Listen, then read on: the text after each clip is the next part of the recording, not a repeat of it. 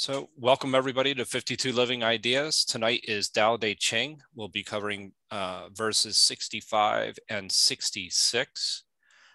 Please type exclamation point in the chat if you would like to read your favorite version of verse 65 or 66. Evanique. All right. So this is Roger R. Mabry. God as Nature Sees God, a Christian reading. In chapter 65. In ancient times, those who followed the Tao did not try to educate the people. They chose to let them be. The reason people become hard to govern is that they think they know it all. So if a leader tries to lead through cleverness, he is nothing but a liability.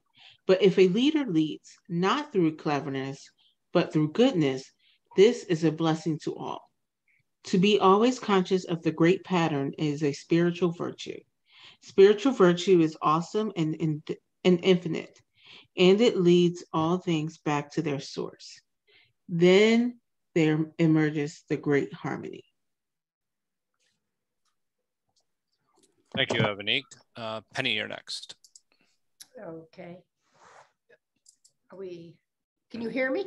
We can. Oh, okay. Then I'm going to read the J.H. MacDonald. Okay. The ancient masters who understood the way of the Tao did not educate people, but made them forget.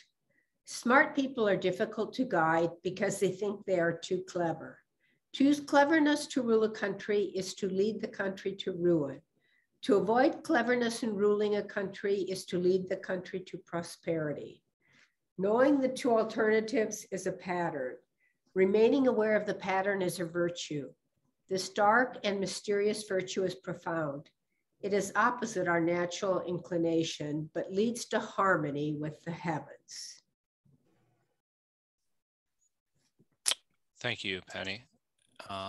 Next up, we have David. I'm going to read the DC Lin version. The ancients who knew how to follow the Tao aimed not to enlighten the people, but to keep them ignorant. The reason it is difficult for the people to live in peace is because of too much knowledge. Those who seek to rule a country by knowledge are the nation's curse. Those who seek not to rule a country by knowledge are the nation's blessing. Those who know these two principles also know the ancient standard. And to know the ancient standard is called the mystic virtue. When the mystic virtue becomes clear, far-reaching, and things revert back to their source, then and then only emerges the grand harmony. Thank you, David. So next up, hang on, apologies, we'll have Margarita.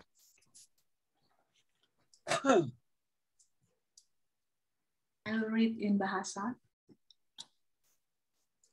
Raja bijak sesuai dengan Dao membina rakyatnya dengan sifat yang wajar.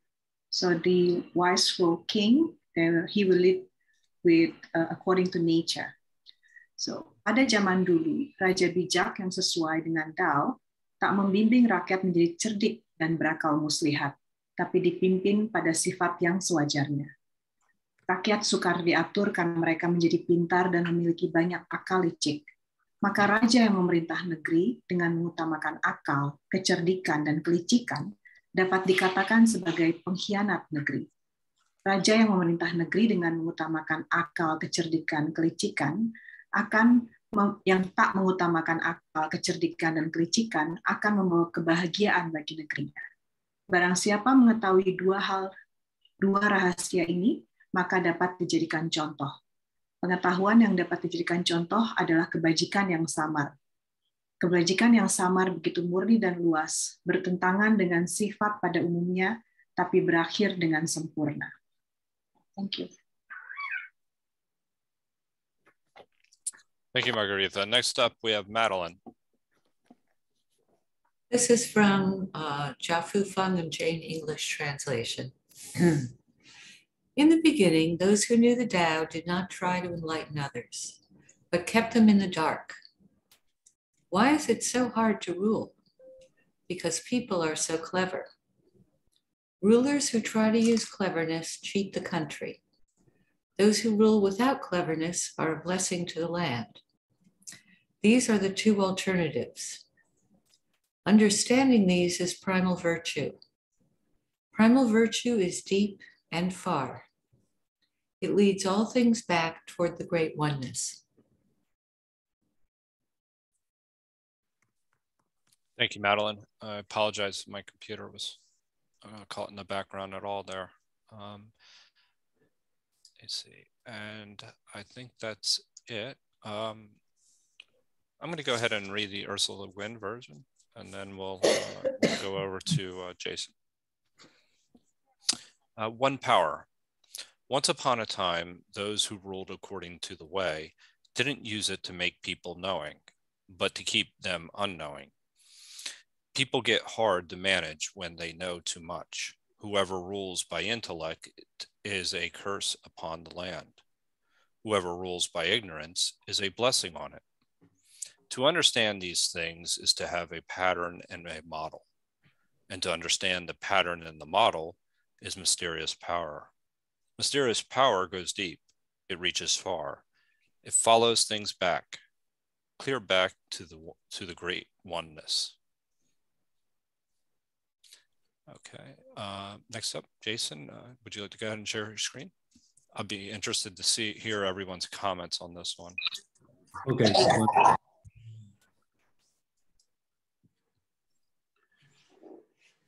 Okay, so this chapter 65, okay, title, Profound Virtue. In ancient times, those who were good at Dao didn't try to enlighten the people. They tried to keep them from knowing. It is difficult to rule. It is difficult to rule people when they know too much. Therefore, the ruler who governs the state with knowledge is like the thief of the state. The ruler who governs the state without knowledge is a blessing of the state. To know this too is to also know the criteria of ruling. Always knowing this criteria is called profound virtue. The profound virtue is deep and far-reaching. With profound virtue, everything returned to its root. Only then does everything accord smoothly. A few things I like to mention is profound virtue, or sometimes some translation call, I think, mystical virtue. Mm-hmm. That's a very famous, how to say it? It's a famous people's name. Okay, put this one, Xuan De. Okay, so and then another thing is regarding this subject. It's very common being viewed as so-called policy to keep people ignorance. I think the English term is obscurantism, right? So basically you keep people ignorant. That's easy to rule, which it could be true, okay? And when I do the translation, it's common here, right? The ruler who governs the state with knowledge is like to thief of the state. So again, hi sisters. Hello. I'm sorry. Okay. So so Chinese, in the ancient Chinese, usually there's no. Hey, where the problem at? I'm spinning on these perks like I'm a laundromat. Bitch playing with my wood. Okay. So did you find out who was? Yeah, I can. Okay. I removed him already. So. Good. Okay. So okay. Where am I? Okay. So there's no subject. So the reading is these two sentences. Basically, it's talking about the ruling. I think it reads, okay, it's not keep well, put this way. Okay, we should put this way. Okay, it's not so-called in the English term as obscurantism. it's a little bit more than this. The first two stanzas is talking about avoid don't let people become knowing too much. So which is right, because people knowing too much is difficult to rule. But in the same way, they also talk about the ruler should not use knowledge to rule.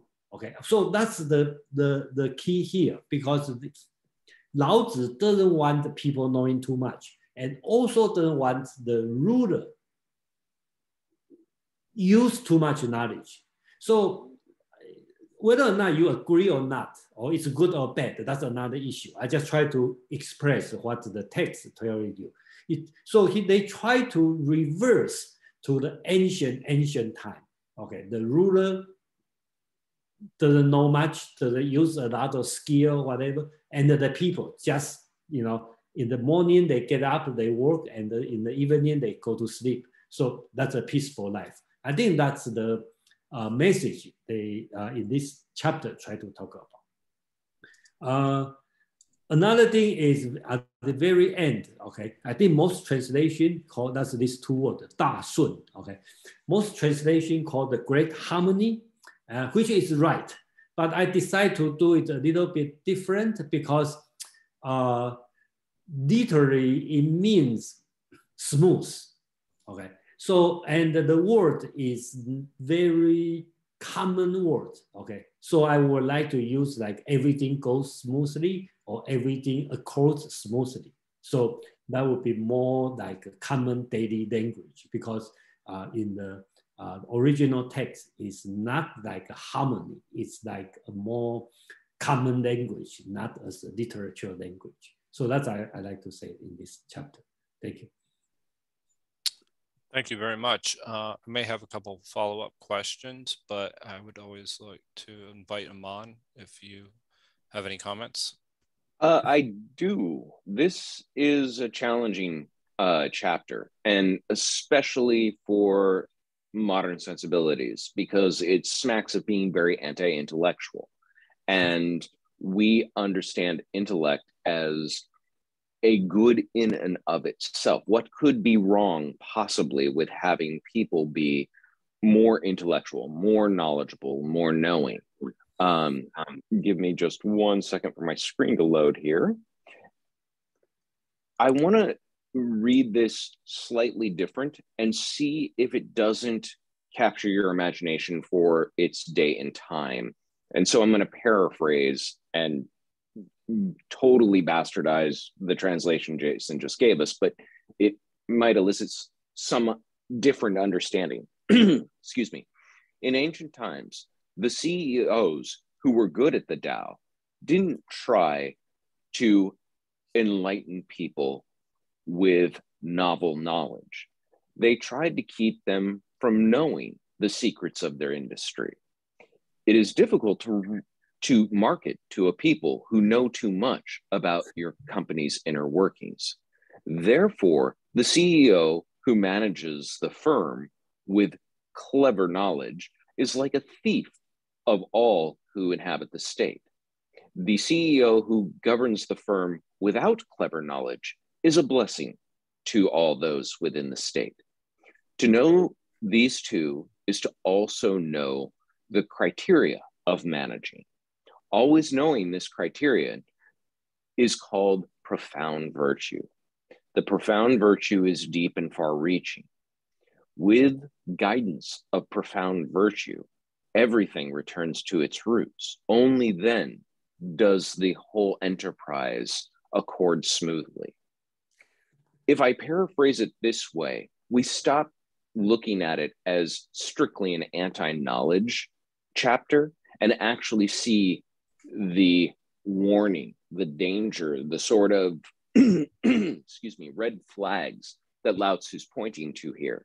And it's worth remembering, and I do think that center chapter, The Thief of the State, makes this really clear, because there were not companies, there were not firms, there weren't the only enterprise in ancient China, to the minds of the ancient Chinese, was the enterprise of the state. And most people who were looking to enrich themselves would use the state as the vehicle to that end.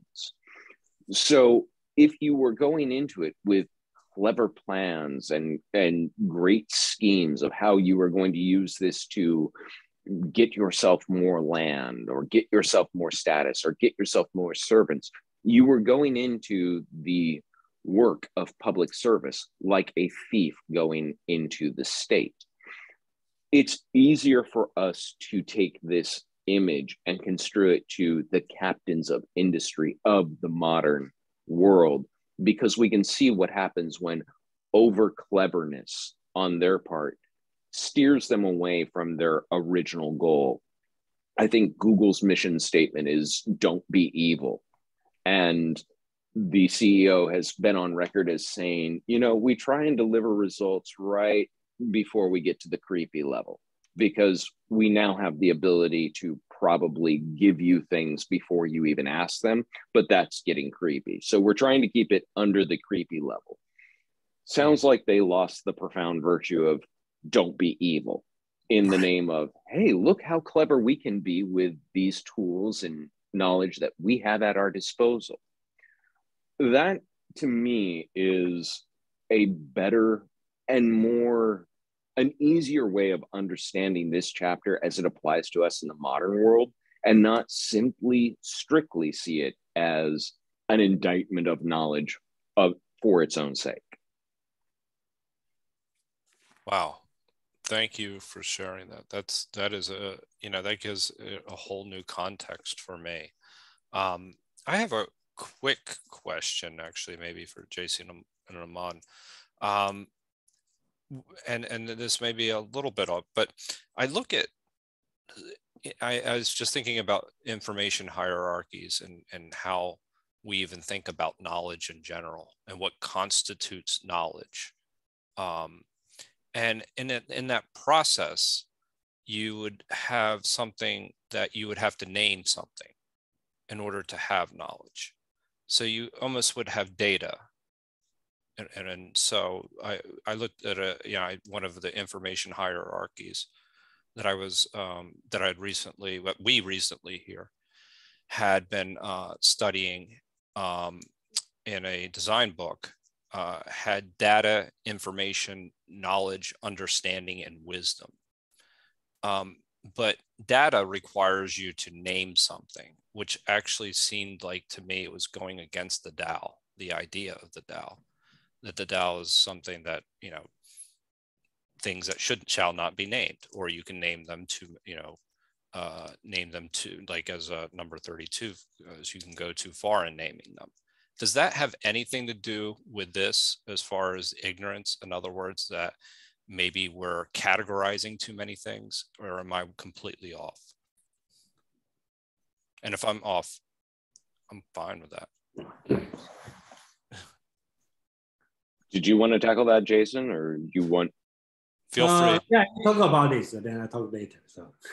Okay. Yeah. Aman, you want to say something about this? Yeah, I could say that I think you're orbiting something there, in terms of what the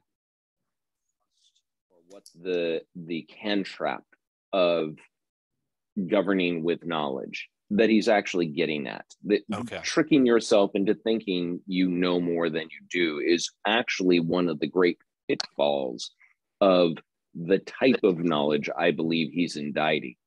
And, an encyclopedic memory can tell you everything about something except what it actually is. I can read, the Encyclopedia Britannica entry on tango, but I don't know what a tango is unless I actually dance with someone. And that's one of those pitfalls of this type of commodified knowledge that is what I believe he's really indicting. Thank you for that. So folks, now it's your turn to type exclamation point in the chat. I see Kevin has already typed exclamation point to share what you have taken away from this particular verse. And I want to thank you, Aman, again for that updated version as well, because I think that actually opened up a lot of eyes as well. Yeah, thank you, Joe, and everyone else. For me, this is obviously like Armand's picture, upside down, like our brain, our it's like yin and yang. Normally, what we practice the yang side, look another side back. It could make sense. For me, I'm going to first part from the ordinary people. It is Ming Chinese third and fourth code 明字难字以其字多. It's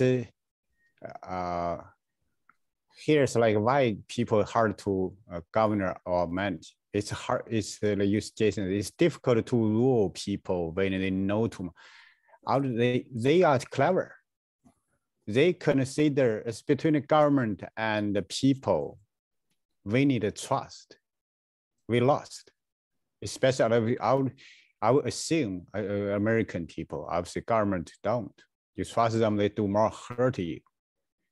That's something we need to think about. That's why you clever government player, government try play the cleverness, and people also visit is here. So it is something we need. I think we think about. And so clever, they're going more where we going here. It's clever, maybe another god robot. Our robot clever, a lot of things clever than our human being and government. I'm going to pause here. Thank you. Thank you, Kevin. Let's see, do we have any? Evanique. Yeah, something Kevin just said that struck with me, and it was talking about trust, because I had a little problem really having an opinion about this. And then I realized is that, in a sense, we have to trust our leadership or our government or our institutions, or society fails. So if people think they can do better than the government,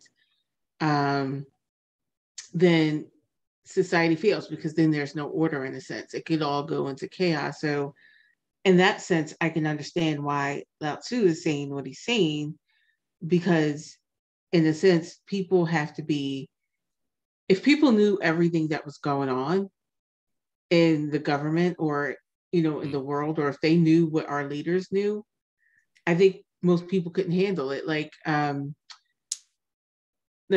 is, for instance, being president, right, of the United States. Let's just put that as an example. George Bush, the second George Bush, always said that, it may have looked like he made bad decisions, and he doesn't deny that he did, but he said, if you knew the decision, the other decision I had to make, you realize sometimes you just have two bad decisions in front of you, and you just have to choose the best out of the worst.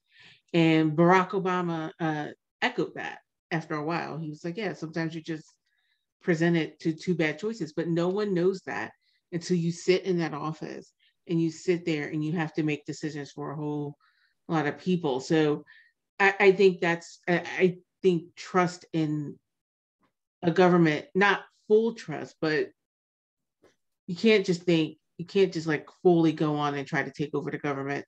It just doesn't work that way. It just causes chaos. And I think a lot of people couldn't handle what leaders handle. So those are my thoughts on it.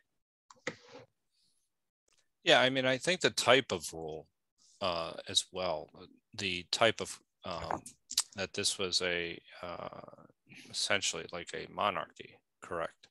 And that essentially it's a way of controlling the populace. And I think that actually Amon had actually really outlined that nicely on how CIEOs are able to do that. So next up, let me see, before I start talking too much, we have, Yogeshwar, go ahead, please. Yeah, I just wanted to because I really liked what Amon brought on the table for us. Me too. But my first impressions were quite like this.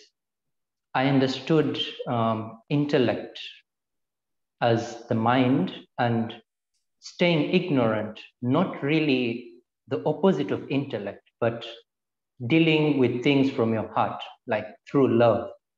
So if a person is ruling with love, that person will rule properly, and he will be able to give his people so much goodness. Yeah. And even the people, if not that they should stay ignorant, like intellectually, but if they are dealing from the heart, they will love each other, they will love the government. Like, that was my understanding. The two things here would be your dealing from your mind and dealing from your heart. That's what I thought. Very, very interesting comments. Jason, do you want to?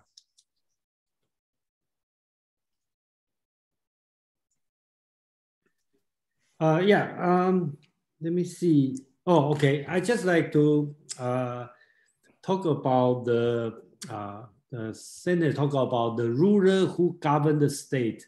With I think a lot of translation translate as the ruler who governed the state with cleverness is the the disaster or sift of the state, and so. And I think the ethnic translation is very interesting. And then she said the governing the state without cleverness, but with goodness. So for sure, with goodness, it doesn't show up in the text, but it could be implied, right? So that's an interesting insert, actual insert. So with your heart, not with your mind or your knowledge. I think that's another way to look at this one. That's the good side of this text. And they have a lot. Sorry, I have to share some thing. Okay, so this word a little bit bother me. Okay, if you see the screen, this word called yu, that means stupid or not really naturally stupid. Okay, but it's a fool kind of as a verb. Okay, fool people. So if you read most of the translation, okay, including me, just say, don't try to enlighten the people. It's a little bit conservative, not the direct translate. If I do direct translation, it's just talk about not keep them simple, right? So it's a little bit, but if I have to do it, probably have to do for the people. So because that's the word, okay, by itself, okay. That means for, okay, for the people. But again, Chinese fool probably not as serious as Western fool, because in a way, fool also have the meaning of simple. So I know a few people, their name, okay, I mean the person's name, okay, you know most of the Chinese name has 2 characters and plus the last name. I know a few, 2, I can think about 2 people, their name, their first name, including this word, fool, okay? So the subtle thing is here. The text said, okay, the person with Dao will not only not enlighten the people, they will fool the people. But this fool is not Western sense of like fool around, this kind of fool. It's kind of like simple, okay, this kind of fool. So that's I try to explain, and it's probably lost in the translation. Yeah. Thank you for that clarification. I think actually that changes a lot. It changes the translation a great deal for me anyway. I think we have quite a list now. I have Brian or Penny is next, followed by David. So I have another context that immediately, excuse me, jumped to mind. I have read this particular verse before. I've had it read to me, and I've seen it here and there. And always the context that comes to mind, it's based on U.S. politics, but I think at this point it's historic, and I'd kind of like to lay it out. What I think the bottom line here is, to me, this the poem means yes, rule the people from the heart, or according to their interests, not necessarily your interests. And that maybe a leader to some extent needs to be just a mediator between all the different political interests, political, economic, and other interests in the country. And any cleverness he could bring would just be for the mediation, compromise, finding some reconciliation and way forward. So having said that, the example I have is Bill Clinton's early political career. He studied, I don't know where he studied undergraduate, but he was a Rhodes Scholar that studied at Oxford, and then he went to Yale Law School. So I'm sure many people had told him that and given him the impression he's a very clever guy, and he probably was. And he always had political ambitions. Even before he went to college, he said he wanted to be president. So he moved back to Arkansas rather than looking for some other playground. And he ran for governor, and he won because everybody thought, wow, this is a great guy. He's really smart. He is very clever. Went to Oxford and Yale, and he presents and campaigns very nicely. But when he got into office, he was also trying to govern very cleverly, in that he got way out in front of the people's interests. And he came up with ideas, clever ideas, that really weren't just compromise and reconciliation of existing interests. They were ideas that kind of led the state, or would have taken, in some extent led the state, or would have taken the state of Arkansas in a direction that people did not want to go. So he's being very clever, but not really following the interests of the interests of the people. And he probably did try to educate them and make them also very clever about his clever ideas, but he lost the election then for a repeat term, and he became a constitutional law professor in Little Rock, Arkansas. But he didn't give up on the politics. But when he came back, he took a completely different approach. He stopped being clever in the way he was being clever before, and he really became more of a mediator, reconciler, compromiser, finding ways forward for the existing interests in the states, and didn't try to be a force, or didn't try to become a force in any other way. And in that way, he was very successful as a governor and popular. So I just wanted to put that out there. That I guess what I'd add is that sometimes we see politicians as, being very tied to the polls, and people aren't really in favor of that. I'm not so much in favor of that either. But this verse gives me an understanding of why they are, and maybe a suggestion that it's not bad to follow the polls either. We don't want the leaders to be so clever that they get away from the interests of the people. Yeah, that is actually interesting, because I've actually, in the verse coming up, number 66, I thought a lot about the points that you're just making, about this idea about the interest of the people and how the interest of the leader if they need to be aligned, and they need to be in one, and if they're not, then things can go badly. But that's a very interesting example. Thank you, Brian. Next up, I have, and I'm going to come back to that example, Margarita. Or David, I'm sorry. I have David. Forgive me. David, yes. David, then Margarita. Forgive me. Yeah, thanks. I just wanted to follow up or clarify with Jason's comment about the translation of fool, and say it's a verb, and I was just curious if this was more in a sense of like deception or duping someone, or if this was more in the sense of like a scammer, to swindle, to grift someone, con, swindle. It seems, it could be, dupe as saying it's more like this intelligence of person not, not that the person isn't intelligent, but sort of taking advantage of, a lack of thoughtfulness versus this verb of it's sort of intentionally swindling, of being the scammer.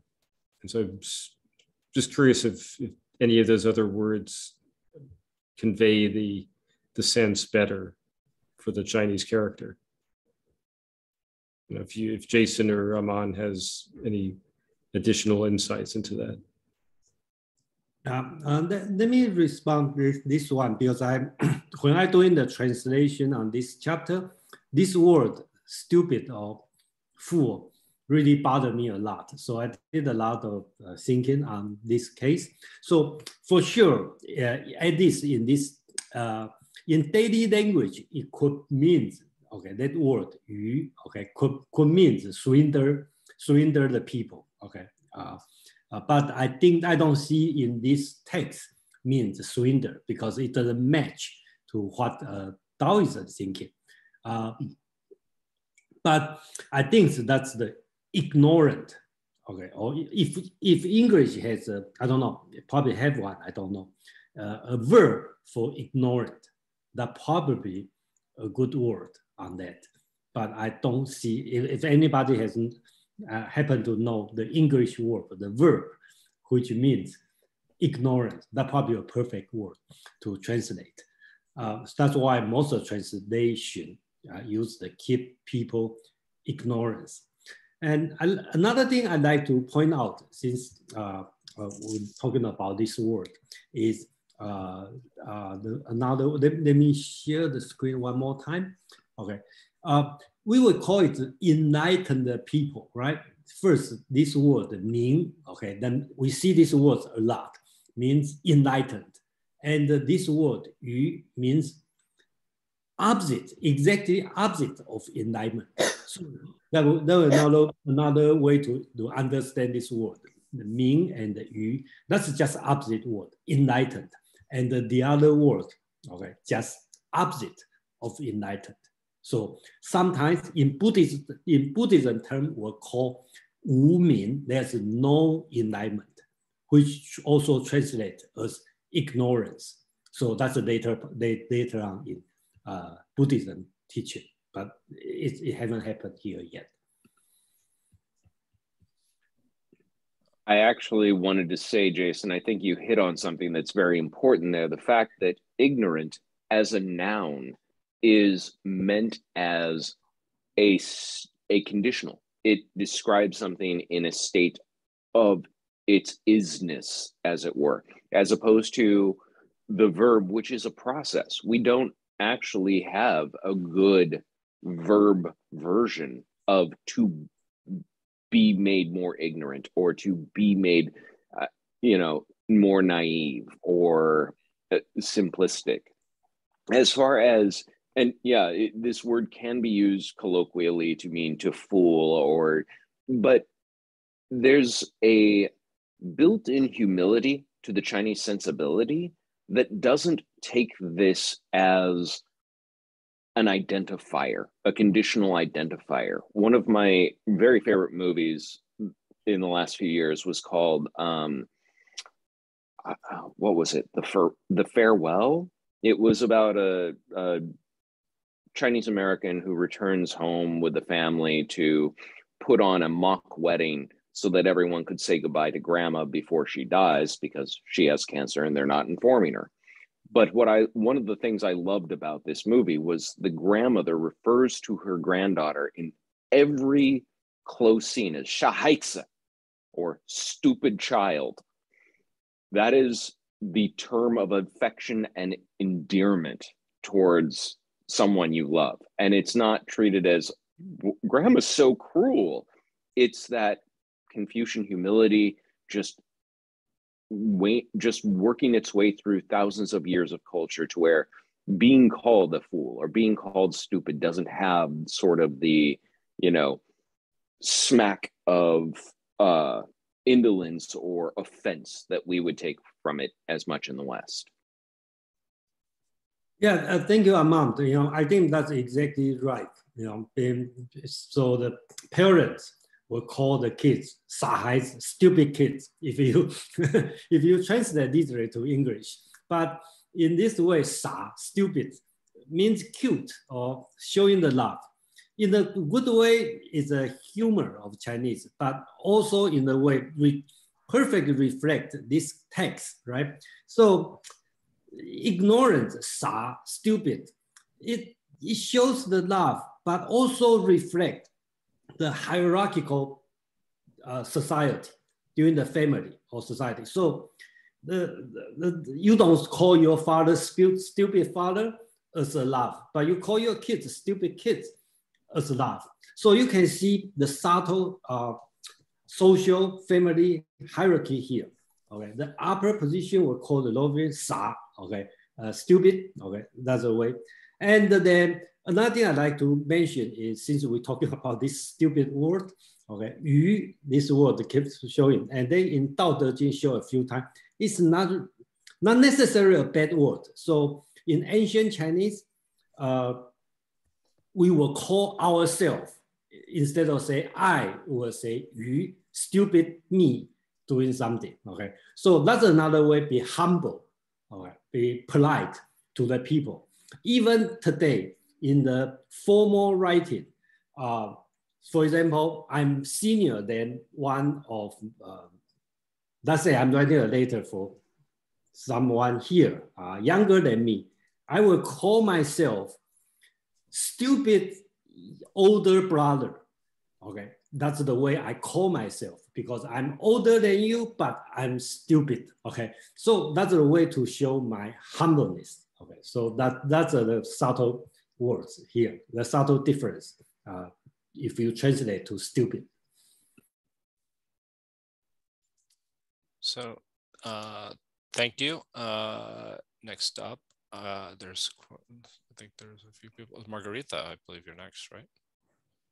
Followed by Kevin. Yes, thank you. I have 2 points. One, in Indonesia, in Bahasa Indonesia, they translate differently a little bit. They use both neutral, smart. I wrote something. In Indonesia, we accustomed to see smart, like intellect, is like a two-sided sword. You know, you can use it for goodness and kindness. So if somebody say you're smart, on what term? We don't just acknowledge that we're smart, because otherwise we can also be seen as cunning. So that's why people need to justify what exactly smartest that you are said here. So in this text, in Bahasa Indonesia, they put smart and cunning. So that's why people are not taught to be smart and cunning. That's quite interesting. I don't know why they do it, maybe to make it clearer for the readers. And the other thing that I think is quite interesting in this text is they try to keep these people to be at their proper nature. So it's not stupid, but at their proper nature. I think I agree with what Jason just said, because there is some kind of hierarchy between the king and the people. So at their proper nature, they are expected to do certain roles. And the second point that I learned, this is something Lao Tzu say about ancient times. So he was in the past, but he was talking about something in the past. So this is like reminiscing moment of Lao Tzu about how things were probably simpler in the past. Just like my mom used to tell me, oh, children in my age were so much easier to be disciplined and things like that. Always generation gap. So it's quite interesting. I don't know, Jason and Amon, whether this is a reminiscing moment for Lao Tzu when he see that even at his generation at that time, that people could not be kept ignorant, not simple or at its proper nature. They want more. They're not doing at their proper nature as people. So yeah, that's a challenge for the king. Thank you. Let me respond to Margarita on the ancient times. Okay, so yeah, let's reflect the time change, just like your parents tell you in my times. I think everybody have this situation. But I like to mention here is in Lao Tzu and also in all the Chinese writing, Confucius, Taoism, teaching, legalism, any school, any writing or literature writing, whenever they say ancient time, they are telling you about a good story, the good role model. So my thinking is during that time, there's no like advanced country to follow, right? So all Chinese, they just looking around, they all barbarian. So only thing you can look at role model is ancient time. So whenever you see the ancient time, you know the following sentence is telling that's the good thing you need to do. So that's what I like to say. Yeah. Really quickly before I come to Kevin, I just want to read what Ursula Le Guin has in her notes, just to add to the conversation. Where she writes for number 65. Where shall we find a ruler wise enough to know what to teach and what to withhold? Once upon a time, maybe in the days of myth and legend, as a pattern, a model, or an ideal. The knowledge and the ignorance of unknowing Lao Tzu speaks of may or may not refer to what we think of as education. In the last stanza, by power, he evidently does not mean political power at all, but something vastly different, a unity with the power of the Tao itself. This is the mystical statement about government. And in our minds, those two realms are worlds apart. I cannot make the leap between them. I can only ponder it. Does anybody wish to comment on that? But if not, Kevin. Yeah, thank you. I'm going to share something from the little bit culture post chat. I guess among laughing about that. This culture after I'm going to share this, you're going to understand that chapter better. For example, let's be Joy and myself are going to meet for first time. I would say, what's your respectable name? I don't know what's your name. That's normally our Western thing. We're going to use an adjective to describe you. You are like above me, right? Use one adjective to that. Then if you answer, going to forget respect. I'm the Joe, me. Then here last one I shared the other one a little bit on the not just you and me. Also ask your kid. I would say. Chinese called Ling Lao Lu He. That's old tradition, right? How is your great son doing? Not just you, your family. So answer would be not my kid's not great. You're going to not answer back. We don't see dog son, dog Que. You see, this is literally how like you going to blame or insult your own son. However, that's a tone. You respect me, give me on the top. I'm the more that I'm going to, still now we're going to use that called gui. 你贵姓? 贵姓 like bullock. Anyway, that's also another two character I would say compared to on the top of my chat. I'm going to share the one is called Yu, which is in monkey plus plus heart. If you look at that character top, that's your brain. In old day, the brain is you think about our conscious like a monkey. It's jump around. You think this, think that. If you can focus, if this character 3, it's called 铁中月, land, middle, and the moon. Stay on the farmer. Stay, what are you doing? That's your car in old days. Another word I put on the top of that chat is about the staff. What's a kindness? What's a good about? The original word, if it's not, it's from the two, it's yeah. I can't imagine they just try, run and go. Basically, you argue together about the goat.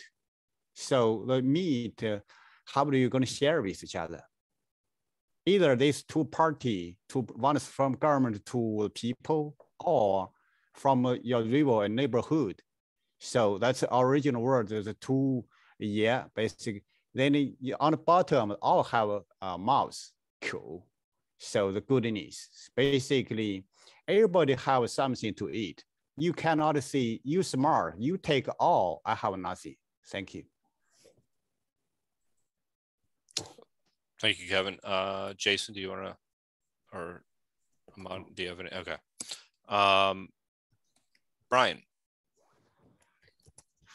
So I've just been pondering this word, the fool, the Chinese. There is a word in French, and sometimes, there are words in one language that do better than others. And the word in French is ingénu, ingénu. In ingénu, in English, it's used to describe a young, innocent woman who's guileless and very natural. And in particular in an acting role, an ingénu. But in French, it can mean the person, anyone who's like that. And I think that's what they're getting at. Someone who is genuine, authentic, innocent, guileless is another word. Someone who's not, yeah, they may be ignorant, but that's putting it in a negative way. You take the same idea and put it in a positive way, might be some of these other terms. That's interesting. So in a way, it's kind of authentic and are, yeah, sincere. Leave them in their authenticity, their sincerity, yeah. Sincerity means without wax. It comes from Latin, without wax. So it's they don't put makeup on it or anything. That's really interesting. Jason, you want to respond? Well, actually, I have a question to ask group or among probably. I think Brian make a good suggestion. I think really good. If a guilelessness, okay, is that a good word to translate these words? I think it's an excellent way of it being translated into an understandable sort of context for an English speaker, so that what is the connotations of it aren't necessarily lost. I almost wish we could translate just the French to ingénu, because that really does, I believe, give a verbal form or a verb form of what you were after, but I don't have an English version of that. Well, I just looked it up in there. I know French. I don't think there is one. It's one of those words that doesn't translate well. And I just looked it up. I couldn't find one. These are the synonyms I found in English, and I think they're pretty good. Ingénu. It changes even my thought about the whole entire, kind of verse in that regard. I mean, I think that's a really interesting point, and it shows you also too how what words mean at a specific, it's having context as well, how important it is. Kevin, actually, do you want to go ahead? Yes, for me, we in English, we only I. We so common nature for in Chinese, we got different ways. We don't direct, for example, we don't direct call your name. Especially if I say it's another elderly or your parenthood, you cannot direct code name, or better code title, or use like call yourself would be you. That's one word we talk about. And other word always like try very humble, humility way. They see that's the I. Other way, because if you see I directly, you are selfish. I give you that kind of hint. Thank you. Thank you, Kevin. Are there, Madeline? Well, this raises an interesting question, an unanswerable one in a way, which is why don't we have a word for this in English?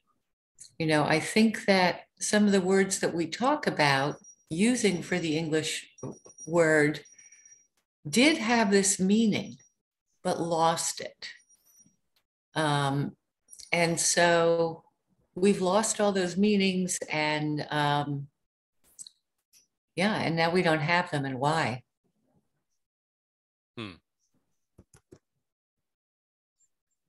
Might I ask that do you have any thoughts on, or Aman, please?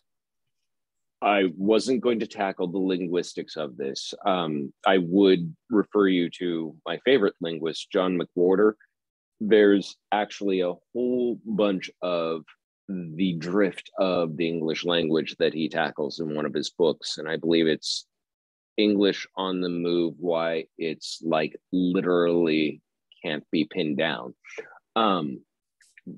But I'm not going to offer an answer directly for that. What I was going to say, though, what I did want to say before we abandon this is normally I try to keep this very contextual to advice to a lordling.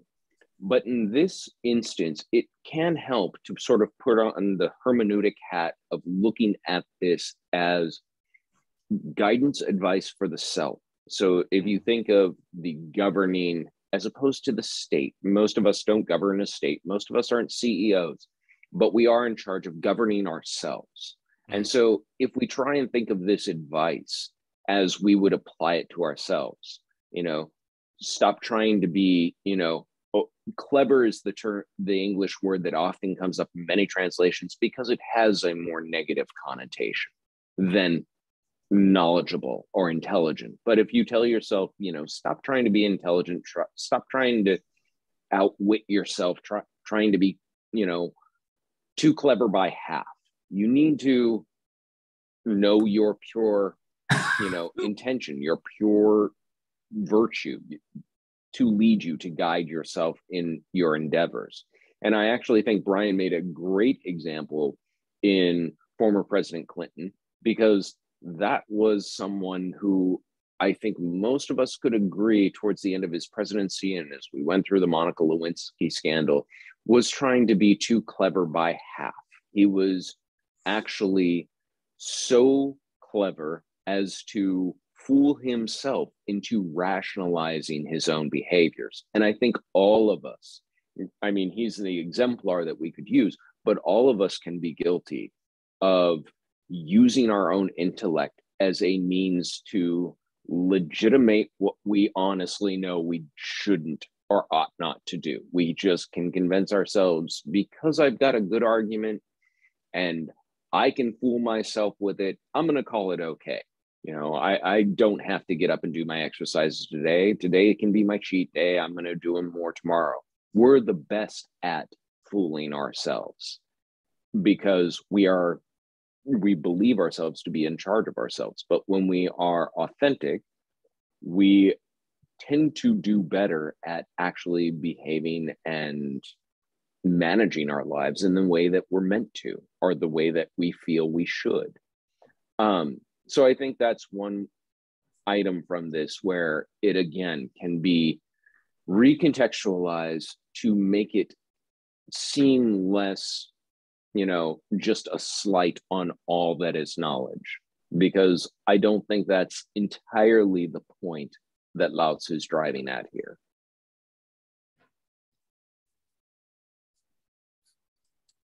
I think that's a fantastic point. I think is Brian again, or? This was me this time. Okay. Okay. Yeah. And I'm sorry, is this Madeline, did you type again, or is that from before? That's from before. Okay. All right. So yes, go ahead, Penny. Oh, okay. I just was having a thought too, thinking about the general interpretation of the Tao is that maybe they also thought that the people already were able to kind of lead a life that was just more in tune with nature, and kind of doing their little duties and just, living kind of a simple life. Whereas like the leader, like, okay, now I've got the secret of the universe. Do I try to tell it to these peasants, or do I just let them kind of lead their peasant life? And so, well, it would be much simpler if they just lead their life they're leading. They know what to go out to the fields and, to grow their crops, and they come back and, they're content with that. So I'm not going to, try to tell them what the secret of the universe is. I don't know if that's it, but that was something that occurred to me. That there's a certain bliss in their ignorance, I guess. Is that what you're saying in a way? Yeah, and that their lives already maybe are, that they're kind of leading a more natural life anyway, Right, yeah, exactly. Without even knowing it, because they have so few options anyway, but they're just, moving along without trying to enlighten them about their place within the whole universe and how the whole universe works, and that words aren't good, and right, and that it's almost all theoretical knowledge at that point. Right. So next up we have, I believe, Evanique. Yeah, I was just thinking of what Aman said about Lao Tzu having us use this to govern ourselves. And I was rereading 65 under that point of view, I guess you can call it.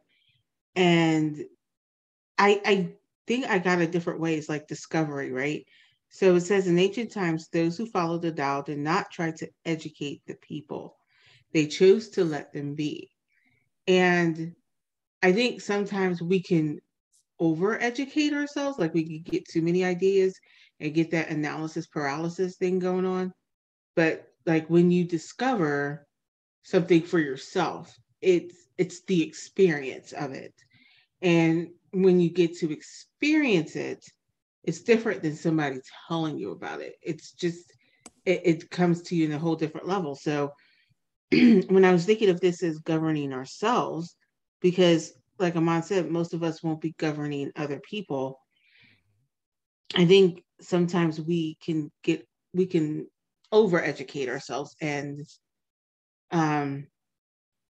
just kind of like, and instead of just experiencing things and letting things happen. So that point was just, I was just thinking about that. I don't know if it's right or wrong, but it was just my thought. Well, there's no real right or wrong, but thank you for sharing. So, and I appreciate your comments. Now, is there anyone else that wishes to comment on number 65?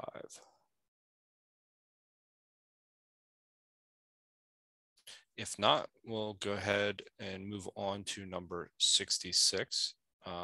You can read, type exclamation point in the chat to read the version that speaks to you most.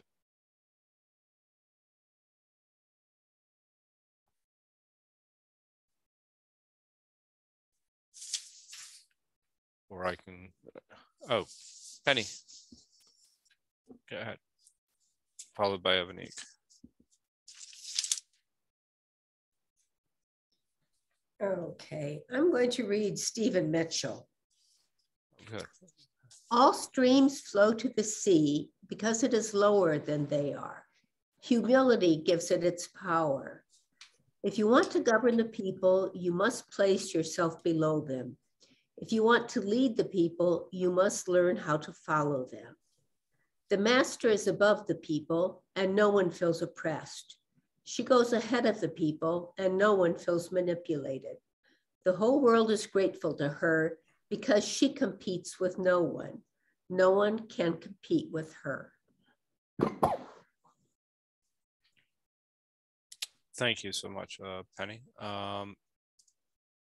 Next up, we have Evanique.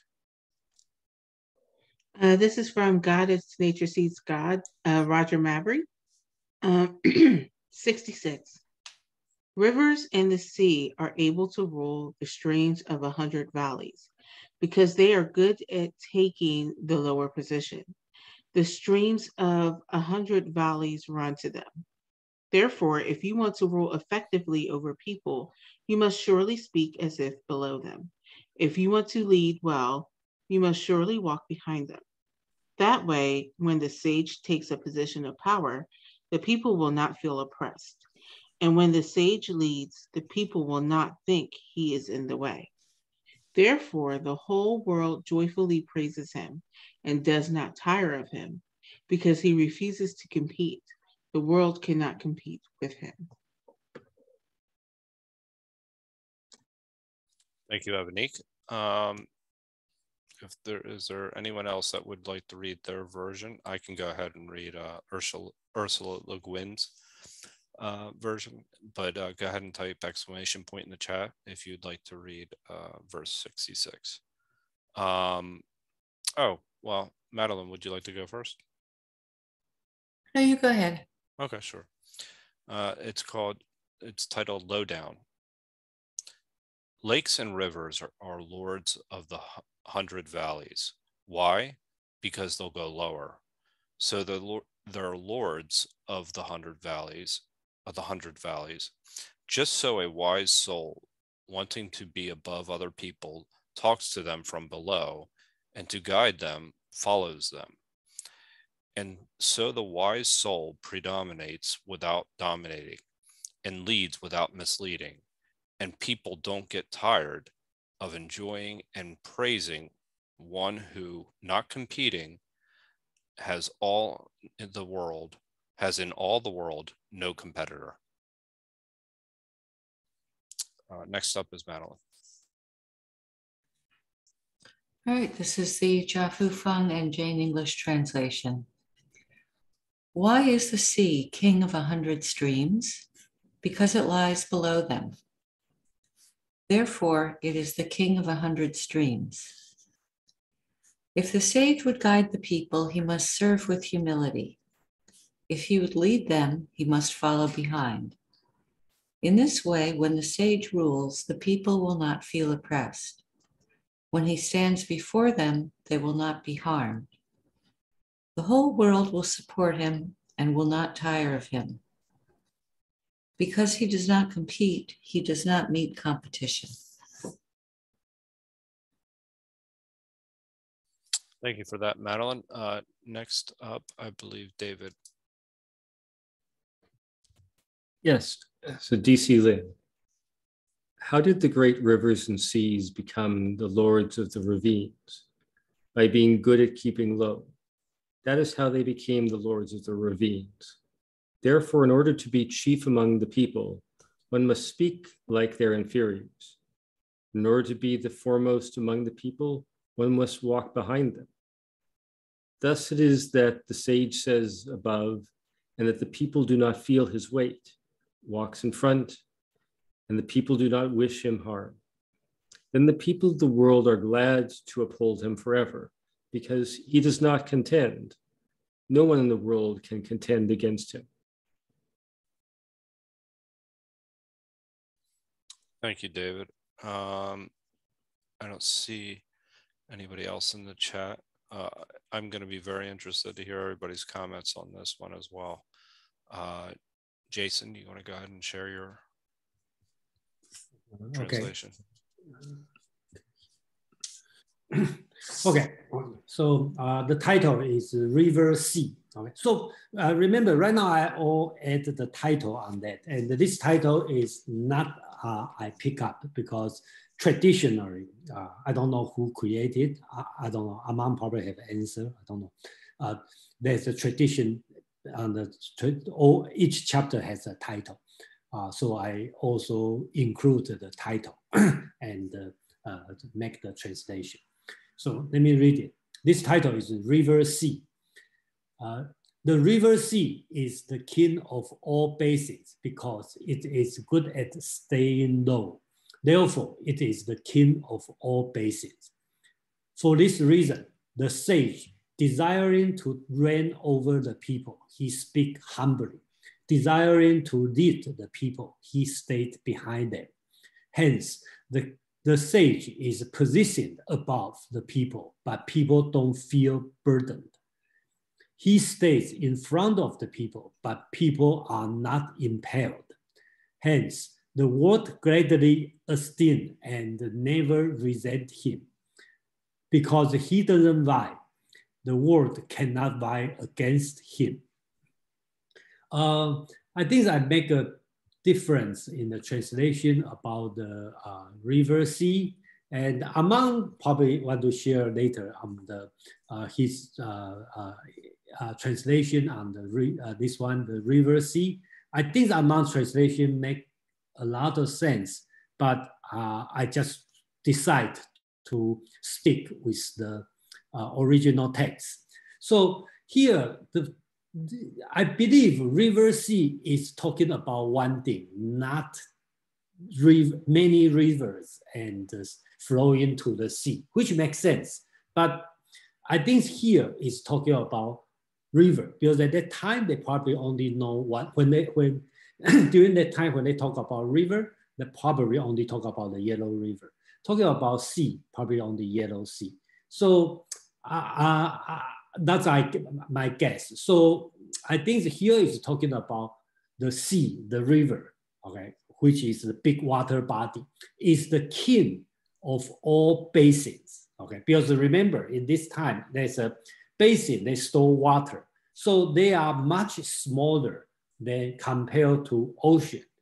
Why ocean or river together as a much bigger water body? Because they stay in the low position. 以其上下值, remember on the chapter 8, talk about the form of water, and I think it's 50 chapter, one chapter talking about staying low. Okay, so they all about this situation. Okay, so that's one thing I like to mention. Second thing is the last word, 争. Okay, most translation translate as competition. So the sage doesn't compete. So in the world, nobody can compete against or compete with him. So this word 争, I think in Chinese can have two meanings. One means competing, okay, and another means struggling, okay. Put a lot of effort on that. So Among suggests vie, okay. I think probably that's a proper one, but I still looking for a better one because this word happened. I just find out the list, okay. This word 争, okay, we saw compete or struggle or vie has been happened many times in the Dao De Jing. So I definitely looking for a good suggestion about this word. And it's also important, it's in the last word of the Dao De Jing, which is chapter 81, is the ending with action without competing or vying or something. So basically, the last word of Dao De Jing is action, but not vying or competing. Okay, this word. So I think this word we should not take lightly. We should pay more attention on this. And I also looking for a so-called perfect English translation. Yeah, thank you. Thank you very much, Jason. Amon, would you like to? Actually, I don't think Jason and I disagree in any real big way. The only change that I had recommended that he didn't adopt that he was talking about was that first line. I offered the translation, "The rivers make the sea the king of all basins." But I do believe that what he's talking about with the Yellow River and the Yellow Sea as these two being the exemplars, the king of all basins, the low point to which all other tributaries, all other, all flows lead to. I don't think we're in disagreement on what they are meant to denote, which is this idea of the grandest of recipients for all the world. I was just looking for some clever verbiage because I've never heard river sea put as a compound, the jiang hai. And so there aren't, in Chinese, you don't have conjunctive words like and. You have more explicit sometimes that can be used to say in addition to or also. And so a phrase like Jianghai, river, sea, could actually mean river and sea, or it could be a reference to one thing. I just opted to translate it as one connoting deposit into the other. But otherwise, I think Jason's translation is right on the mark. I wasn't thrilled with Vi, but like Jason said, every translation seems to use the term compete, and it's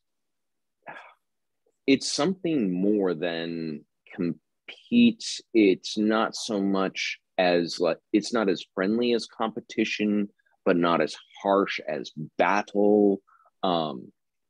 Verbally, it could be argue or debate, but it also means action as well as just spoken. So yeah, there does need to seem to be a better perfect word for that translation. I actually typed in the chat, but since I've got everyone's ears for a moment, I've been up since 4 a.m. I am not going to be in the passenger seat here much longer. So I'm going to listen, and when I disappear, it's nothing personal. I'm just being you, something of a fool. That's quite all right. Thank you for joining us this long. It's always an honor to have you here. So folks, go ahead and type exclamation point in the chat to share what you take away from verse 66. And it's interesting. There is a word that says one of the translations that I thought did say battle. But anyway, we can come back to that. Let me go. We'll go first with Katie. Is that Katie, followed by Evanique, by Madeline, and then by Brian? Can you hear me? Because I'm on my iPhone. I don't usually use my iPhone. Sure.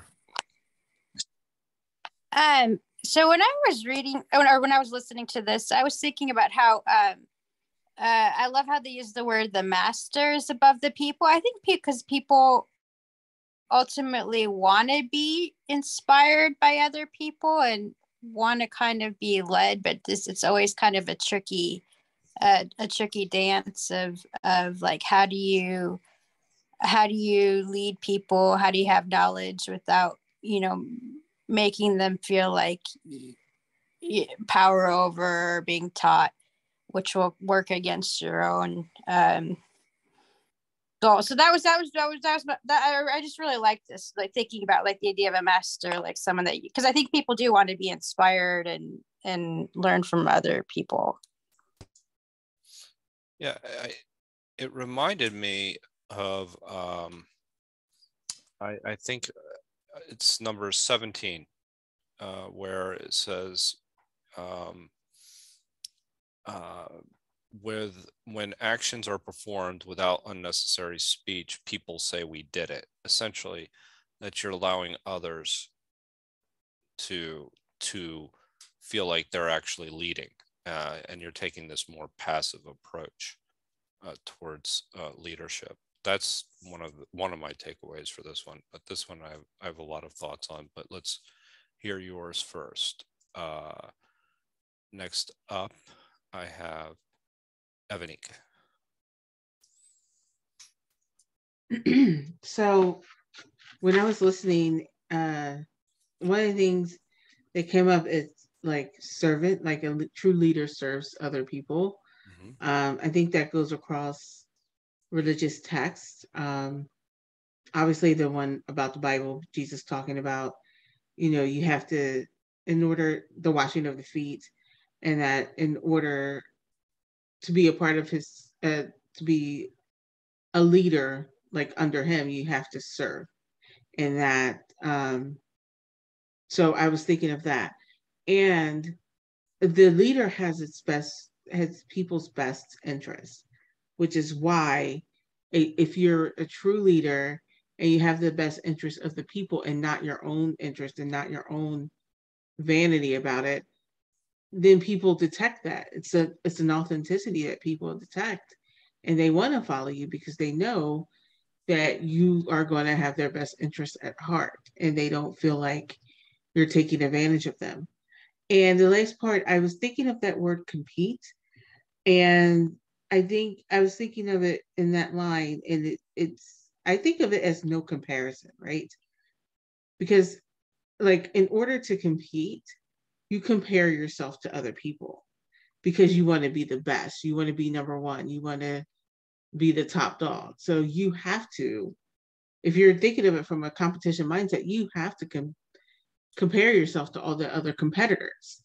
But if you're like the Dao and it says it doesn't compete with anybody, that means it doesn't compare to anybody. So a true leader doesn't compare themselves to others. They may take inspiration from other great leaders, but they don't compare themselves to them. They're working out of a true, authentic center, and just operating for serving the people. And that's what makes them a great leader. So that gave me pause. And even like Aman said in the previous chapter, talking about, if you compare this to your own life, if you're constantly competing or comparing yourself to other people, you're not being who you are. But when you go to your center and you don't have to compete, you can become closer to the Tao in that you don't worry about it. You're just worried about what you're doing and how your virtues, and are you living out your virtues and who you are. So those were my thoughts on it. Thank you, Evanique. Next up, we have Madeline. I like Vi. I like Vi very much. I think it's a terrific word choice. It has the right flavor. And it seems as if it would fit in the other places as well in the text where compete gets used.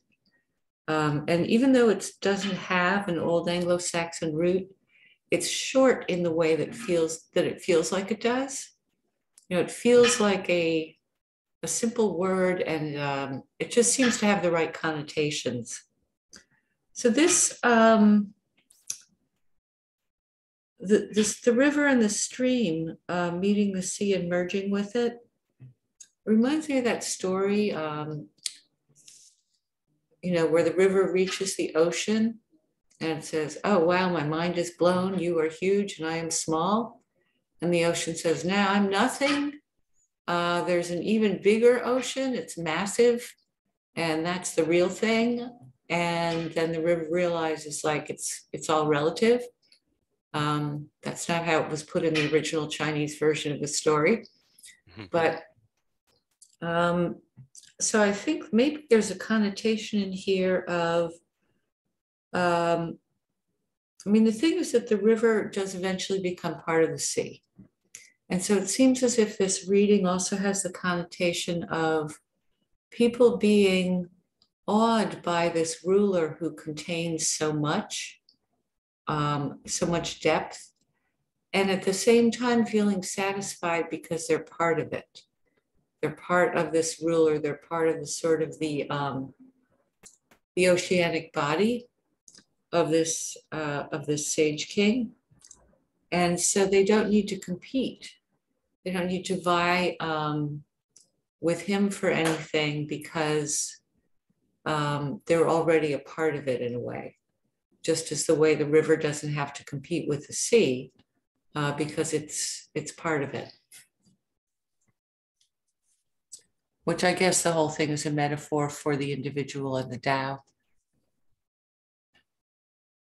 Yeah, I mean, I agree with that. And it's also this, what competition actually brings out in a person. It also brings out a certain amount of animosity for the other. So, I mean, that's the truth. Because you're not both winning. You're actually, there is a winner and there is a loser. So there's that element to it as well. Yeah, that's great because compete doesn't necessarily contain that connotation of animosity. I think that's a great way to put it. Yeah, and I think that's competing is sometimes the opposite of leadership. I can think of that, and there are many examples of that. But next up we have Brian and Penny.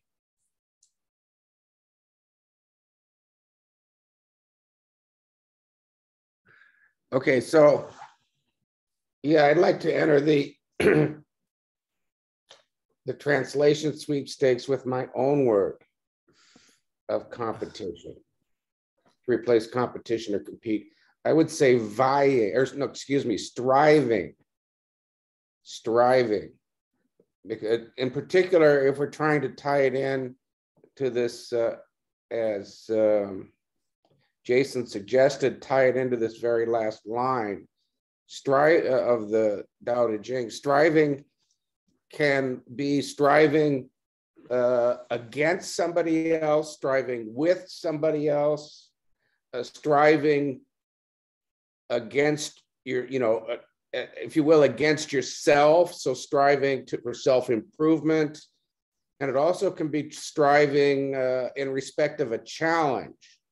So I think it's a very flexible term that might capture the effortlessness that we've referenced earlier with Wu Wei. So that's my suggestion to think about. The other thing is, I thought this was, this verse really struck a chord with me.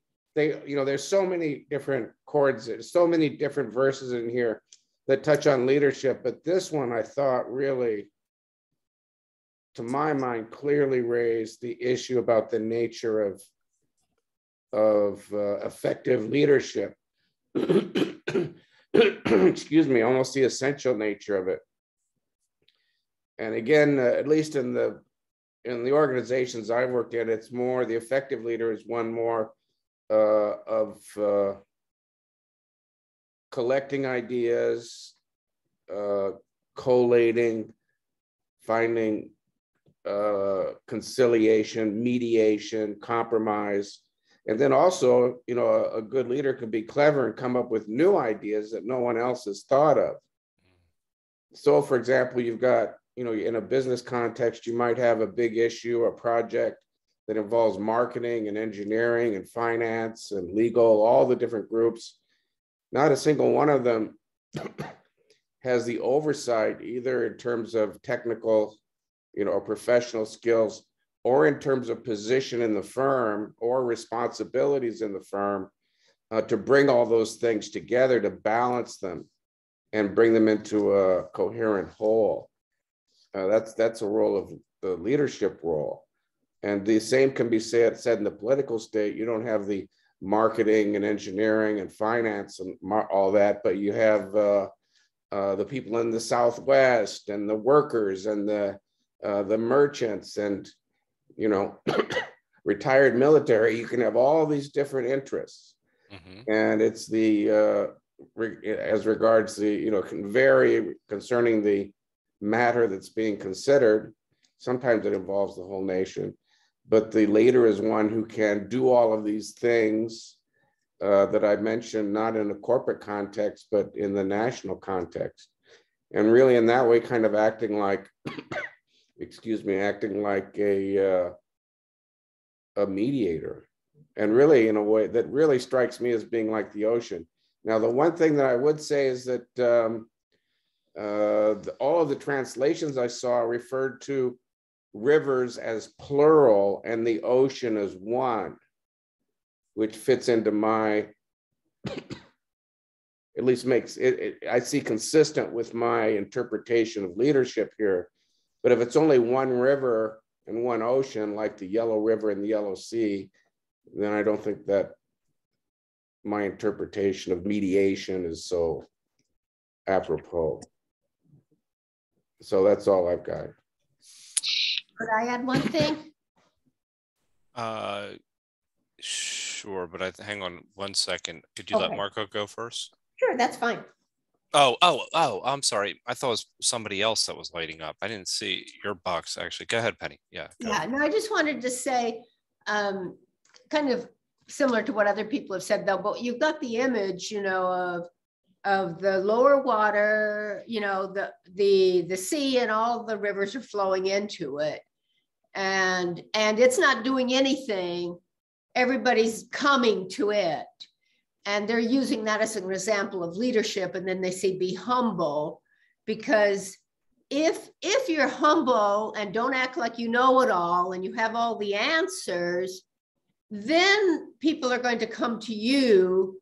You're going to hear what people are interested in. You're going to get ideas from other people. And then you can, kind of step in front to direct things, but actually getting input from other people. And, the other opposite would be like if you say, well, be like a mountain, because if he was a mountain, you'd be right up there and, you're ahead on top of everybody.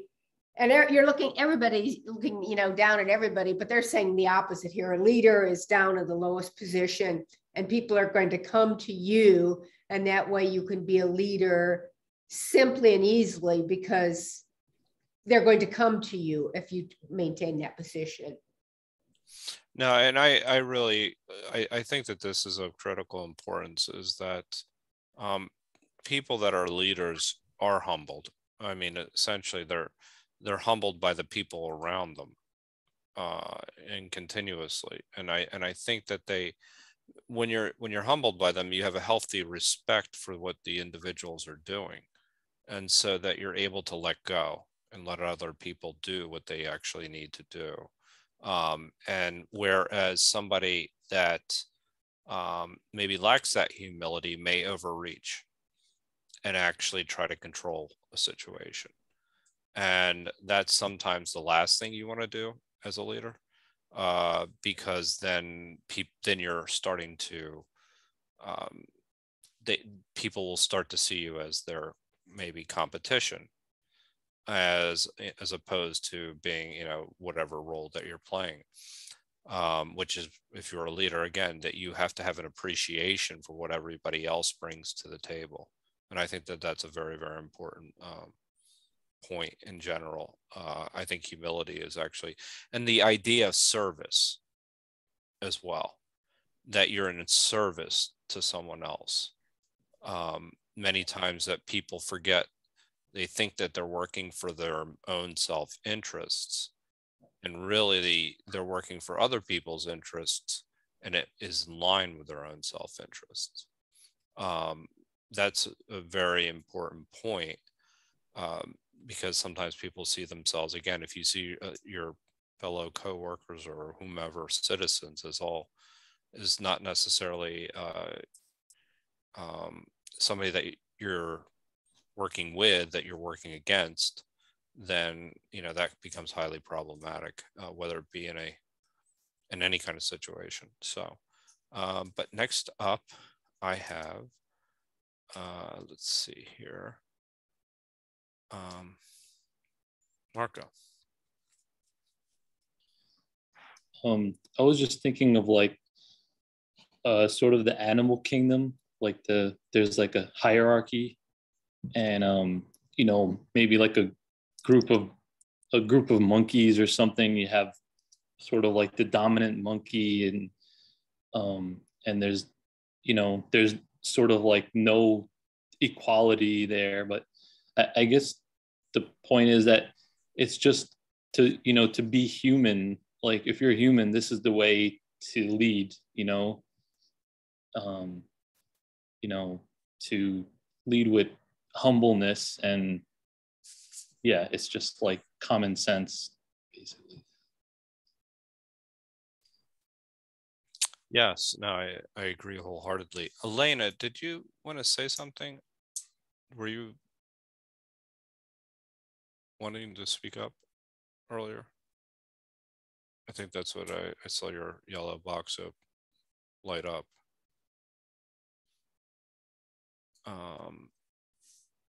So are there any other comments for me? No, I'm driving. I'm in Florida driving, just listening. Okay, no problem. No problem. All right. Thank you. I put my oh, you put your exclamation. Go ahead, Margarita. Okay. Thank you. I like this chapter. I don't read it in Bahasa because I disagree with the translation, because somehow the river and the sea is seen as like the receiver of taxes. So I don't know why become taxes, not this small river come to the sea and the big river. So that's why I need to retranslate that again after reading from Jason and others. What I see from this chapter, there's 2 points. One is, I think this chapter illustrates how a leader should not only focus on oriented toward to build within themselves, but be in between people. That's why it's like him leadership, receiver of small rivers and other stuff, the leader receiver. So this is leader in the middle of people, among people. Right. Leader should think about himself or herself in the middle of people. And by that, the second part, I think it's not just, first of all, probably more like passive receiver, but in the second part, I see it's more about this leader should also be flexible to be able to lead in whatever position. In the front, maybe he will this person will set an example. That's why people will not be forceful, or they're not be impaired, because this leader is setting an example, not just telling people what to do. And in above or in the middle, I think this leader will give the spirit, raise the spirit of these people, and provide support, perhaps. That's why leaders should not be seen as just a unit, a person, but also in the middle, a mingle in the people. That's why I like this verse, is showing that how a leader should be respected, authoritative, but also be flexible to position himself or herself wherever they are, in the front, in the back, something like that. Thanks.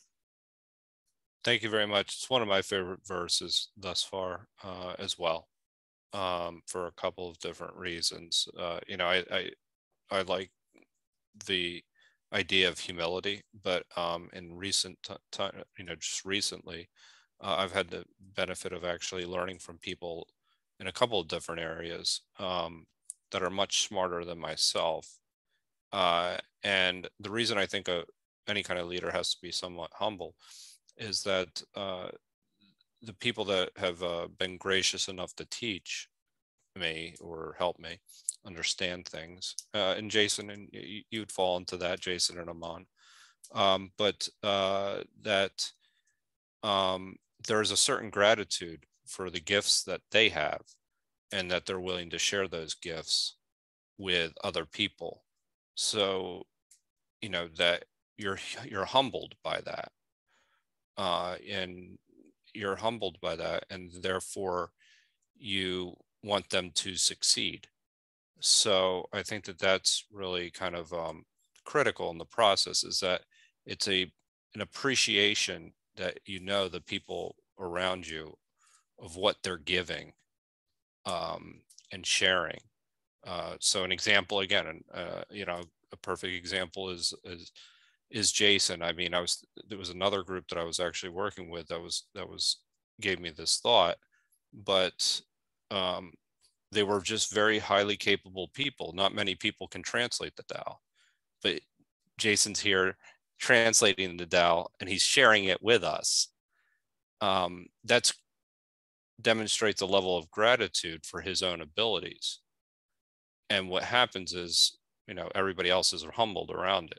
So anyway, I just think that that's where humility and leadership and letting people actually do what they do best that's a form of leadership, and not interfering with that, essentially.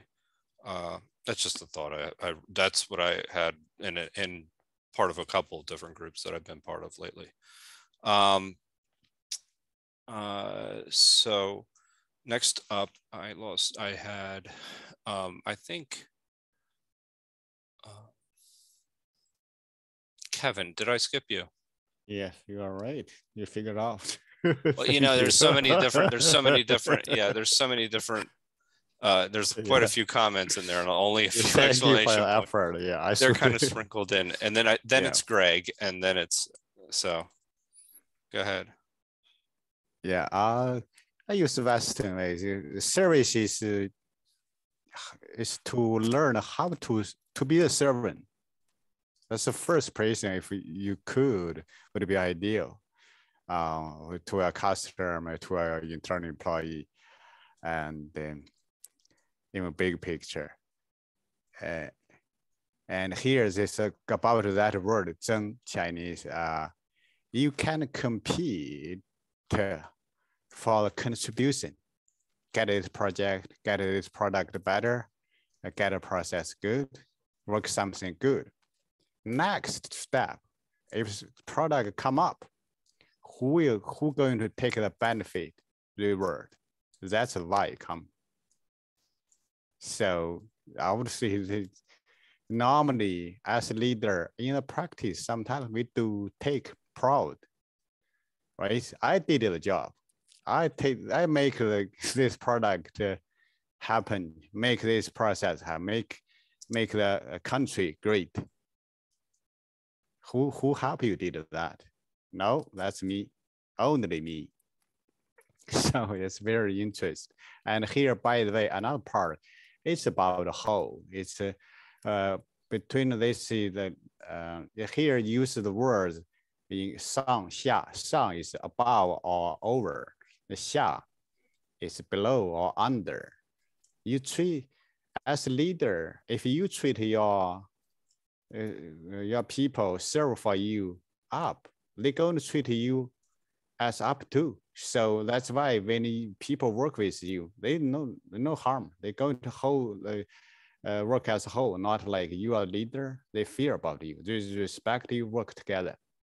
So this could, it's again about last chapter, another trust. If you from between the people or team and yourself, even yourself internally, just I would say who Avnik mentioned that internally. That's the challenge. Sometimes like, oh, how to make this let's say 200,000 next year. If you this got a mindset, you compete with yourself. How about not make it? So that's kind of from yourself with your ego and your work hard. And another one is, I would say that's a win-win situation for two party, I would say, internal, external, or from the top to down. Thank you. It's interesting because I don't think many of our many of the leaders that we often select, though, don't seem to be too humble in many cases. I would say it's culture. Yeah, you think about, it's a how we just now you guys manage it. Used to be we have those kind traditionally, I would say, the word. Even here, I would say normally if you notice, I use traditional Chinese culture. Modern culture is different. We are flat culture now, obviously. We learn a lot from Western, from the eye. Mommy, I like this. I need this. I want this. Old days, no. Even kids want to something, they don't want to speak up to a parent. So parents know, okay, because you're going to embarrass your parent. If how about your parents who don't have money, not willing. So anyway, too long. Yeah, it's true. Well, thank you. Thank you for those comments, Kevin. So Krishna, I thought, or is it Greg? Okay. The word I wanted to bring up was jostle. The bad part of competition, the part that's problematic, is rocking the boat or jostling. Huh. That's why I wanted to suggest jostle. Interesting. What do you think of that, Jason? Talk about the word. I still thinking about the. You talk about the striving. Yeah, I like that as well. Yeah, that was I think Brian. Yeah, Brian. Yeah, I'm thinking about the. I don't know. I still I like striving, but when I talk to Amang suggests Vine, and then I like Vine. And so I don't know, but this one is an important word.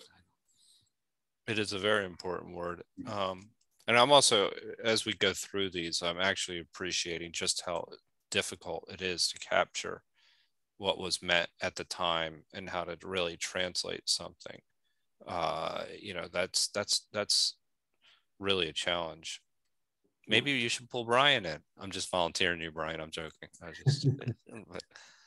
But well, I think whenever you see a problem or you have a better wording, I just send a message to me. I really appreciate any comment, like oh, this one probably mislead me, or I think that's all very important, because even in the English words, right? Everybody have a different kind of feeling, and right now we make a translation. It's even more difficult. So my only goal is I try suspend my judgment. I just want to look at the text and then that's what it is. Okay, and then I want to bring this one to everyone. That's the only goal I want to do. Yeah. And I really appreciate the way you're approaching this, because I think that it really kind of allows us to kind of see what the closest it is to the text itself, the actual translation, and nobody's emotions involved or wrapped around in it. So that's a huge benefit, because there aren't many translations that seem to capture the Tao just as you do. So I very much appreciate that. Brian, you had an explanation. I just wanted to talk about something a little different related to the previous comment about monkeys. triggered a thought for me. I really, I endorse everything everybody said about leadership. To me, this verse raises questions about leadership, effective leadership. And then someone mentioned monkeys, and then immediately the bell went off in my head. I used to show a video. I taught executive ed classes at Purdue and University of Maryland, and I would show. Sometimes I'd have after class specials, and I showed the video by Robert Sapolsky. I don't know if you know this, the title of it is Stress. Stress. Was this on like 60 Minutes or I think there was one. Yeah, I think it was on 60 Minutes. It's the National Geographic. Oh, yes, yeah. From 2008. It's on YouTube now. Right. But he showed it's not orangutans, baboons. He had a troop of baboons and was studying them. And it's exactly as the other person said. It was very hierarchical, where the alpha males were beating up on everyone else. They're bullying everyone else because they could, they were the biggest, men and women, or male and female baboons. And Sapolsky, he got a MacArthur grant as a genius to follow up on this thing. What happened was all of the male monkeys died from eating poison because they were the alpha males. They got to eat first whenever there was food, and it so happened at one of these safari huts in the jungle. It's not really a jungle, in the grassland. The people threw out poisoned meat, so the alpha males ate all the poisoned meat, and they all died. And Sapolsky was very disappointed at this. Of course, it was an unexpected outcome. But then he discovered, it's a great outcome, because he determined by taking blood samples over a period of years. He took blood samples from the alpha males and all the other baboons in the troop. And all the other baboons in the troop were clinically depressed based on their blood samples, because they were being oppressed. And when they died, when the alpha males died, the people who had been oppressed established a new hierarchy. There were no alpha males that reasserted themselves. It was much more egalitarian. And that, over a period of years, he concluded that became a new stable hierarchy, a more egalitarian system. And then he did more blood tests on the baboons, and they were not depressed anymore. So that ties into leadership, because sure does, yeah. Then if you look at this video, people have done the same study on humans now, based on Sapolsky's work. They looked at different organizations, and they found that people in very hierarchical organizations are clinically depressed, while those who are not clinically depressed. So that's really a real breakthrough finding that a lot of people are not aware of. Thank you for sharing that, because I think that's a really tangible example or practical example, I should say, that of how this actually,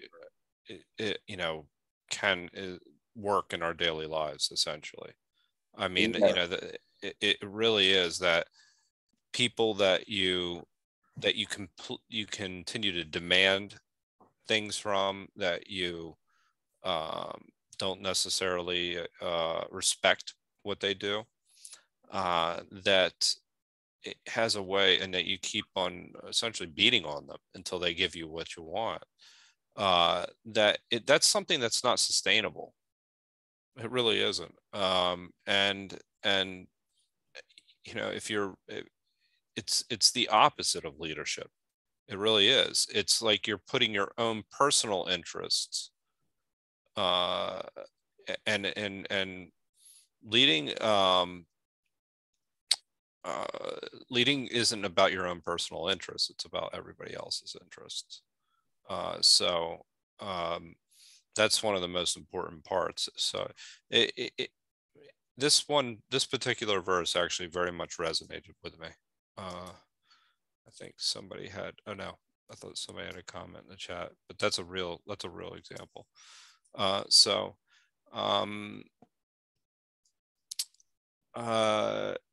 Yeah, actually I had notes here really quickly, Brian, just to build on what you just said.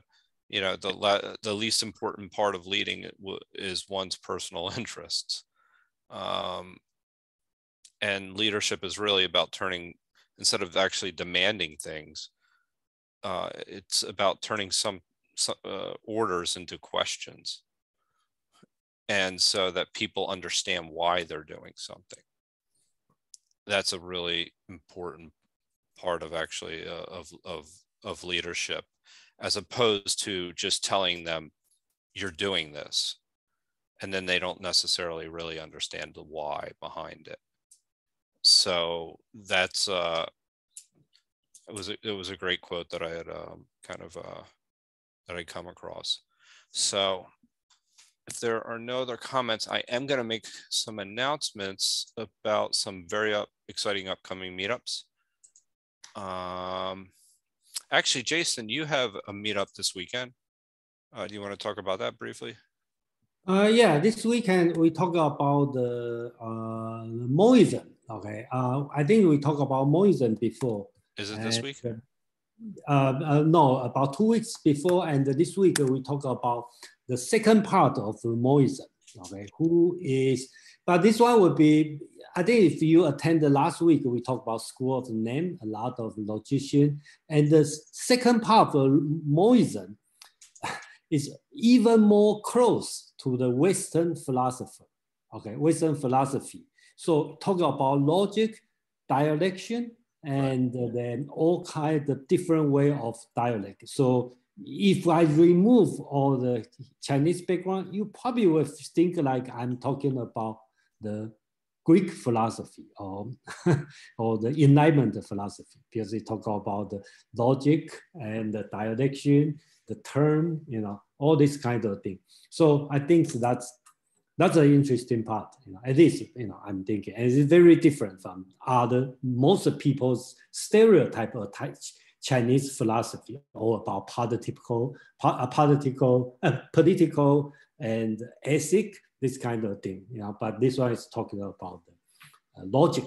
So I think that's the interesting part. And that'll be at 7 o'clock on. Yeah, 7 o'clock. I think what's that? Shrinka haven't posted yet. No, he hasn't posted it yet. Yeah, definitely message him about that, because I'm looking for it now. Yeah. So, and this also this weekend we have well, we're covering the Gospel of John, chapter 10, and tomorrow night, my good friend Michael Amore will be presenting at Comprehensivist Wednesdays. So he'll be talking about breadth and depth. I'm not exactly sure how he's going to approach it, but I would encourage everybody to attend. And then on Friday evening, we have the Bhagavad Gita. And this is understanding Jnana Yoga, Karma Yoga, and Bhakti Yoga. And actually, Yogeshwar, do you want to say anything about that really quickly? Because I know that this is a very special presentation that we'll be doing this Friday. And actually, Shrikant said if you can attend one of the Bhagavad Gita meetups, this would be the one. Yeah, so basically presentation of the understanding of different commentaries of the Gita, because we have so many commentaries, even in Sanskrit. You can have one verse and each and every commentary is talking about it in 3 or 4 different ways. So how to understand the whole of Gita in all these different ways? So it's basically the presentation is making all these ways visible to you. And each and every verse could be translated to different meanings according to how you understand. So basically that's what the presentation is about. And just to give an example of this is if we are to learn like a new subject like quantum physics or quantum mechanics, yeah? And if you're a mathematician, like you know maths so much, you'll go to the maths side of it. If you prefer philosophy, you will go to the philosophy side of it. Like you'll not look at the maths. You'll look at the maths and not really understand it. But you see, there's a different way of approaching the same subject. So in here, it's like approaching the Gita, and you have different perspectives of looking at it because people are different. So that's how it's all bringing everything together, and we'll see more in the presentation. I'm really looking forward to that. So yeah, thank you for sharing that. And yeah, that's Friday evening at 9 o'clock. So I really encourage everybody to attend if possible. And just as we were just talking, Shrikant posted your event for Saturday at 7 p.m. Jason, and then or is that you? No, so Shrikant must listen. So it's yeah. So and then we're doing the Dao De Jing this Sunday night. Oh yeah. It is. So yeah. that okay. Yeah, I think so, right? I haven't seen the post yet. Yes. And what will we going through verses? It looks like 40 through 63. Yeah, I think so probably we are good in timing. So we would get very close to 60, right? And then we only need one more section to finish. Do you think we'll get to that many? To 60? We probably can go 20, right? Yeah, I guess so. Yeah, we probably can go 20. Yeah, we probably can go 20. Yeah, so 60. Yeah, and then I probably don't have time on Sunday evening after next week. So probably timing is perfect. So, okay. Yeah. All right. So you'll be competing with the Super Bowl. Yeah. Oh, yeah. That's right. So. No, I'm putting my money on you. I'm going to be spending that we will have more viewers than the Super Bowl. So that's the correct. The advertising fee, something like per million. So well, now you have your goal for the week is to outperform the Super Bowl, and then I think I read somewhere that it's $7 million for 30 seconds. So then really? Okay. Yeah. So for for 63 through 81, you'd really be able to sell some time if you could pull that off. Anyway, well, thank you everybody for joining us this evening. As always, I really appreciated everybody's comments. Brian, it's great to see you back. It really is. On I've been listening. I know. But it's good to see you and Penny together. So yeah, exactly. It is. And thank you everybody else for joining us. All right, thank you. All right, take care. Thank you guys. Have a good evening.